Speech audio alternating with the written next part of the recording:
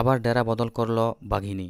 যে বাঘিনী প্রথমে পুরুলিয়া জেলার বান্দোয়ানে ছিল, সে আবার চেঞ্জ হয়ে মানবাজার 2 নম্বর ব্লকের ডাঙ্গরডি গ্রামে তার যে আশেপাশে যে জঙ্গল ছিল সেখানে ঘোরাঘুরি করছিল।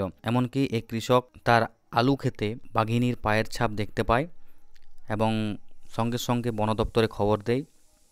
বন দপ্তরের লোক সেখানে আসে এবং বাঘিনীকে খোঁজার চেষ্টা করে, যাতে তারা সেই বাঘিনীকে বন্দি করতে পারে। তার জন্য অনেক জাল বা ফন্দিতে, যেখানে ছাগল অথবা মহিষকে চারা হিসেবে কাজে লাগায়, কিন্তু এখনও সেই বাঘিনীর জালে ফেলতে পারেনি। এরপর আবার শোনা যাচ্ছে মানবাজার 2 নম্বর ব্লকের ডাঙ্গরডি গ্রাম থেকে সরে বাঁকুড়া জেলার গোপালপুর রানীবাঁধে পৌঁছে গেছে। সেখানকার গ্রামবাসীরা জানাচ্ছেন যে তাদেরও নাকি আলু খেতে বা বিভিন্ন যে শাকসবজি ক্ষেত আছে তাদের মধ্যে পায়ের ছাপ পাওয়া গেছে। তো চলুন সেই ভিডিও আপনাদেরকে তুলে দেখাচ্ছি।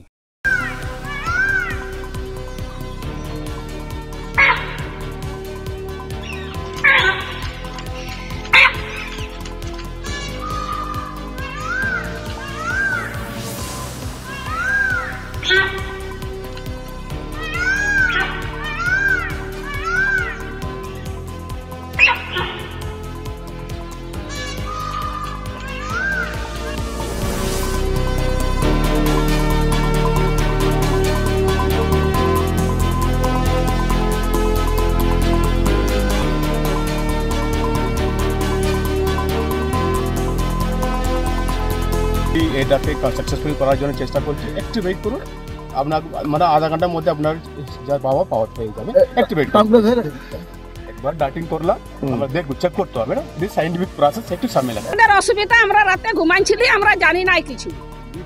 দিয়ে সকাল 6টায় আসেছিল ফরেস্টার, না না সকালে এখানে এসেছে, এখানে 6টার দিকে এসেছে, এসে বলছে বাগিনা এসেছে।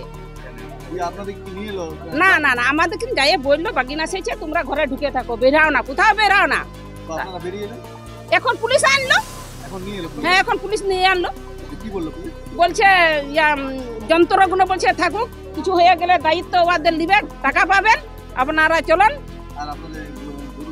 ওদের জিনিস ক্ষতি হয়ে গেলে টাকা দিবেন আমাদেরকে।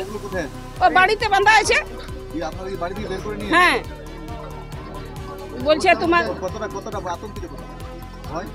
ভয় আমাদের ওই সকাল 4টার ভয় আছে, এখন ভয়।